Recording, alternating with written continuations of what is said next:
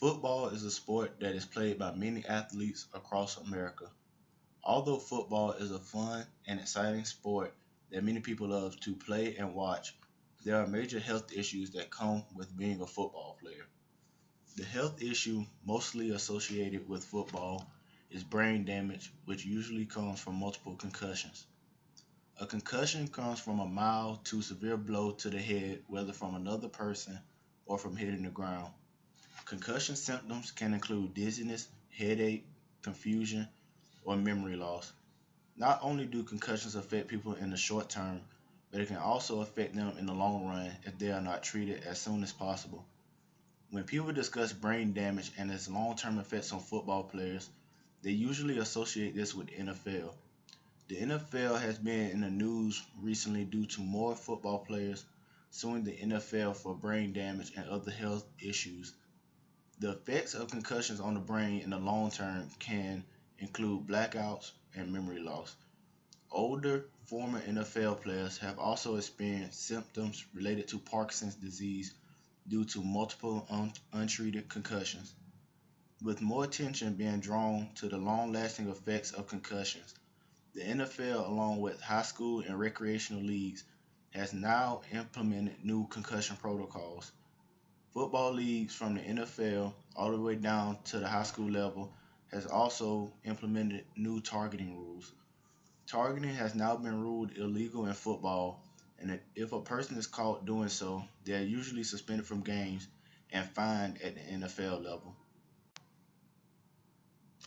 Many people tend to think since football has such harsh effects on the body and the brain in the long run that it should be gotten rid of. I completely disagree with people who think this because every sport has its effects on the body when a person tends to age. Although head trauma is no laughing matter by any means, the NFL has now implemented new ways to reduce and better diagnose concussions. When you look back at older football players, you see that they played rougher than players do today and their equipment was not as efficient. Helmets back in the earlier football days had far less padding than helmets do today, which leads to fewer concussions. Back in the earlier football years, the NFL also didn't have ways to diagnose concussions, and many players continued to play even though they had a concussion. This is what really leads to brain damage in the long term. Not only have helmets and protocols changed, but the way players play the sport has also changed. Players now have to be careful when coming in contact with other players. For example, targeting is when one person aims to hit another player in the head with their helmet first. Targeting can lead to multiple game suspensions and $1,000 fines at the professional level.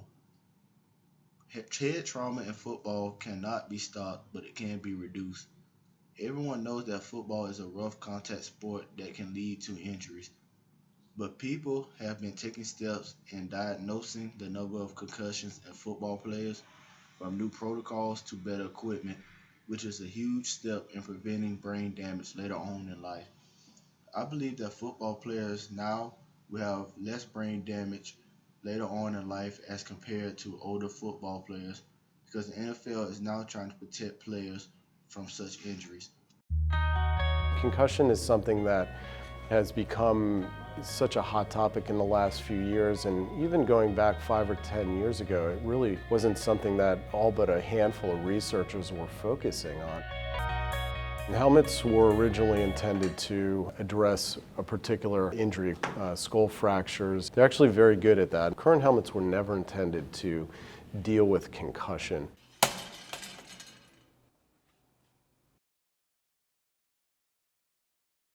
What was important for us designing these helmets is that we wanted to be based on science and engineering. Both Sam and I wanted this not to be an incremental change or a marginal change. We wanted to shake up the field, do kind of a paradigm shift in helmet design to really make an improvement.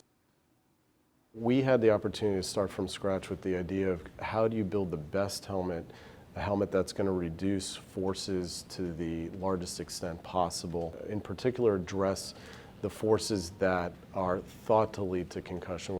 I think when people think about a blow to the head, the brain and the skull move together. And in fact, they don't. Because the brain floats in cerebral spinal fluid, what happens is as the head moves back and forth, the brain can actually move within the skull. And when this happens, you can actually get brain injury because of this differential movement between the brain and the skull.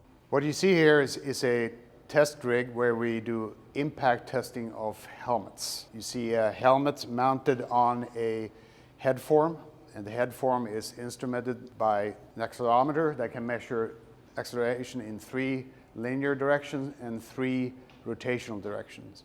We impact the helmet at different locations, different angles, and try to optimize the performance of our helmets, and also to compare it to the existing helmets. What's different with this helmet, it allows protection against straight impacts, so that you have the compression and buckling of these members, and also the structure here is also flexible in the rotation